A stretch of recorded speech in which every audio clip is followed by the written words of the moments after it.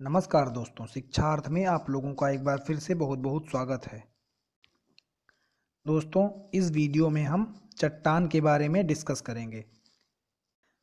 दोस्तों, हम लोग देखेंगे कि चट्टानें कितने प्रकार की होती हैं और कौन कौन सी चट्टानें पाई जाती हैं। तो सबसे पहले देखते हैं कि चट्टानें बनती कैसे हैं।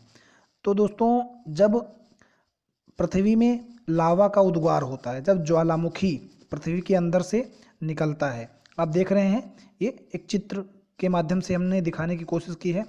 तो जब ग्लोबल वार्मिंग के कारण जब पृथ्वी के नीचे से लावा निकलता है गर्म होकर के, तो क्या होता है कि वो आसपास के क्षेत्र में फैल जाता है। इस तरह से आसपास के क्षेत्र में फैल जाता है। तो क्या होता है कि बहुत दिनों के बाद जब लावा फैलता रहता है, उसके बाद जब बारिश होती है, फिर गर्मी पड़ती है, फिर बरसात आती है ना। तो क्या होता है कि लावा चिटकता है ना, ठंडा होता है, फिर चिटकता है ना, फिर उसमें दरारें पड़ती हैं, है ना। तो इसी तरह से जब बहुत बार लावा फूटा, बहुत बार लावा फूटा, है ना, और लावा जमता चला गया, नीचे लावा जमता चला गया, और मौसम के परिवर्तन के कारण क्या हुआ कि इसमें क्या हुआ, दरारें पड़ती चली गई। ऊपर का जो ये मैग्मा है उसमें दरारें पड़ती चली गई, है ना, और ये ठंडा होता चला गया, और मिट्टी, कुछ तो मिट्टी की तरह टूट गया, है ना। तो जो नीचे दब जाती हैं और ये ऊपर जो दब जाती हैं और बीच में जो रहती हैं, है ना, इन्हीं को क्या कहते हैं, इन्हीं को चट्टाने कहते हैं। ये जब दब करके सघनता के कारण ये चट्टान का रूप ले लेती हैं, है ना। तो ये कई प्रकार की पाई जाती हैं। जो एकदम नीचे पाई जाएंगी, जो बहुत ज़्यादा कठोर हो जाएंगी, है ना, जिनमें क्या होता है, जैसे बहुत से स्थानों पर क्या होता है कि पेड़ पौधे होते हैं, जंगल होते हैं, है ना। तो उन स्थानों पर क्या होता है, जंगल, पेड़ पौधे, है ना, वो सब दब जाते हैं उसके अंदर, है ना। तो वो सब दब करके, है ना, वो भी एक रूप ले लेते हैं, पेट्रोलियम बन जाते हैं जीव जंतु दब जाते हैं, और जो ये मैग्मा जम जाता है तो ये सब चट्टानों का रूप ले लेता है। और जो पेड़ पौधे या पेट्रोलियम, पेड़ पौधे या फिर जीव जंतु ये सब दब जाते हैं तो ये पेट्रोलियम बन जाते हैं, है ना। तो ये सब अलग अलग प्रकार की चट्टानें होती हैं। कोई जो बहुत ज़्यादा दब गई, है ना, वो हो जाएगी रूपांतरित चट्टान। जो ज़्यादा घन नहीं होती है वो अवसादी चट्टान। अग्नेय चट्टान कौन होती है, सबसे ऊपर वाली जो परत होती है, सबसे ऊपर वाली जो परत होगी वो अग्नेय चट्टान होती है। तो आइए देखते हैं। दोस्तों, हमारे चैनल पे इसी तरह के वीडियो ट्रिक के माध्यम से डेली किसी न किसी नए टॉपिक पे पढ़ते हैं। तो अगर वीडियो अच्छा लगा हो तो आप चैनल को सब्सक्राइब कर सकते हैं।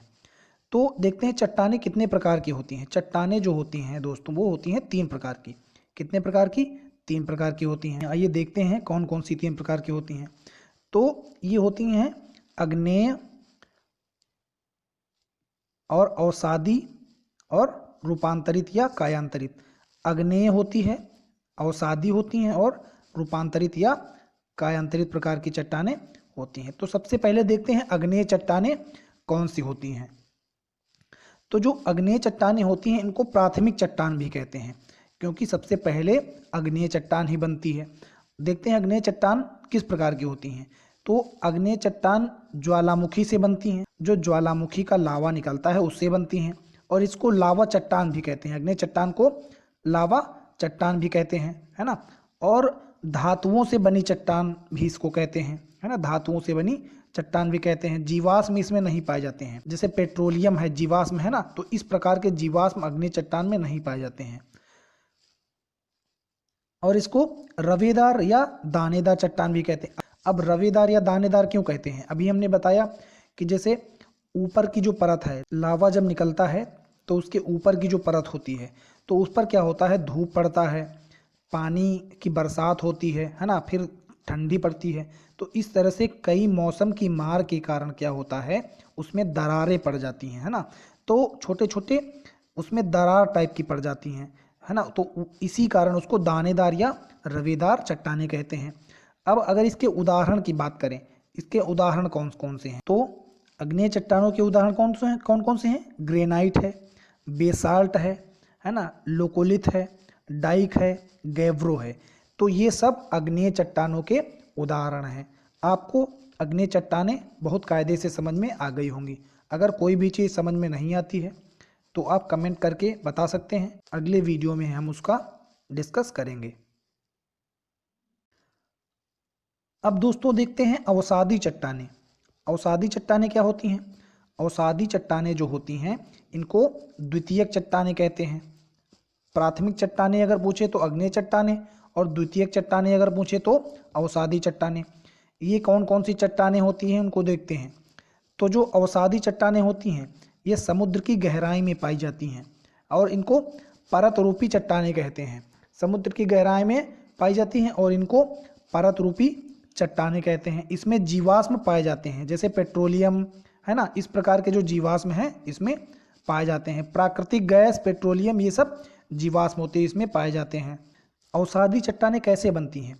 जैसे मान लीजिए कहीं पर कि पेड़ पौधे, जीव जंतु पाए जाते हैं, तो वहाँ पर क्या हुआ कि परत दर परत चढ़ती जाती है, परत दर परत चढ़ती जाती है। अब अवसादी चट्टानों की अगर उदाहरण देखें तो अवसादी चट्टानें कौन कौन सी हैं? शैल जो होती हैं, है ना, अवसादी चट्टानें होती हैं। चूना पत्थर अवसादी चट्टानें होती हैं। और जीवाश्म जो होते हैं, जीवाश्म, अवसादी चट्टानों में जीवाश्म कैसे बनते हैं? जीव जंतु या पेड़ पौधों का दबना, है ना, जब बहुत समय के लिए नीचे ज़मीन में दब जाते हैं तो उसमें क्या होता है कि वो सड़ते नहीं हैं। जब ऑक्सीजन की उपस्थिति नहीं होती है, ऑक्सीजन नहीं मिल पाता है जीव जंतुओं को, तो वो पेट्रोलियम बन जाते हैं, तो उन्हीं को अवसादी चट्टानें कहा गया है। जीवाश्म भी अवसादी चट्टान का उदाहरण है। परत दर परत जम जाते हैं।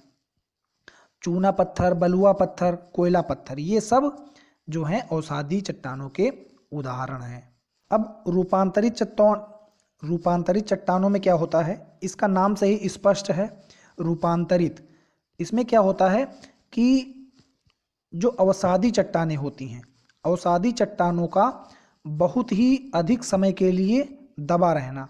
जो अवसादी जैसे चूना पत्थर या बलुआ पत्थर है, बहुत ज़्यादा समय के लिए, बहुत मतलब सालों ये नीचे ज़मीन में दबा रहे, है ना, बहुत प्रेशर इस पर पड़ता रहे, दाब इस पर मिलता रहे, तो ये क्या हो जाएगा, बहुत समय के बाद ये क्या हो जाएगा, रूपांतरित होकर जाती हैं, है ना, इनका रूप परिवर्तित हो जाता है, तो इसको रूपांतरित चट्टानें कहते हैं। जब अवसादी चट्टानें अधिक दाब और कम ताप पर लंबे समय के लिए दब जाएं ज़मीन में, है ना, बहुत लंबे समय के लिए जब दब जाएं तो रूपांतरित चट्टानें बन जाती हैं। अब इसके उदाहरण कौन कौन से हैं? संगमरमर है ना, संगमरमर, स्लेट जो ताजमहल संगमरमर का बना हुआ है, क्वार्ट्ज जो आता है, क्वार्ट्ज मतलब जो क्वार्ट्ज वाली जो घड़ी आती है, क्वार्ट्ज पत्थर आता है, क्वार्ट्ज पत्थर है, उसी पत्थर के नाम की घड़ी की ब्रांड बन गई है क्वार्ट्ज, है ना। क्वार्ट्ज पत्थर क्या होता था, उसमें घिसने से उसमें एनर्जी निकलती थी, इसलिए उसमें कूक भरने से क्या होता था कि घड़ी चलती थी। और जो ये हीरा है, ये सब रूपांतरित या कायांतरित चट्टानों के उदाहरण हैं। आप लोग एक बार फिर से देख सकते हैं अग्नेय चट्टानें कौन कौन सी होती हैं? ये जो ज्वालामुखी से बनती हैं, इनको लावा चट्टानें कहते हैं, है ना।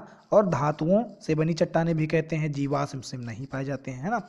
जब अग्नेय चट्टानें क्या हों, अपक्षय और अपर्दन होने लगे, अग्नेय चट्टानों का अपक्षय और अपर्दन होने लगे तो अवसादी चट्टानें बनती हैं। ये देखिए, आप देख रहे हैं, अग्नेय चट्टानों का अपक्षय और अपर्दन होने लगे तो अवसादी चट्टानें बन जाएंगी। अवसादी चट्टानें कौन कौन सी होती हैं? इनको द्वितीयक चट्टानें कहते हैं, समुद्र की गहराई में पाई जाती है, इसमें जीवाश्म पाए जाते हैं, है ना। और अगर अवसादी चट्टानों का उच्च ताप और कम दाब पर क्या हो, बहुत लंबे समय के लिए नीचे ज़मीन में दबी रहें, तो ये रूपांतरित या कायांतरित चट्टानें हो जाती हैं। इनके उदाहरण कौन कौन से? हीरा, क्वार्ट्ज पत्थर, है ना, ये सब अवसादी चट्टानों के उदाहरण होते हैं। तो आप लोग नीचे कमेंट करके बताएं ये वीडियो आप लोगों को कैसा लगा। अगर अच्छा लगा हो तो लाइक करें, अपने दोस्तों में शेयर करें, और अगर नए हैं तो चैनल को ज़रूर सब्सक्राइब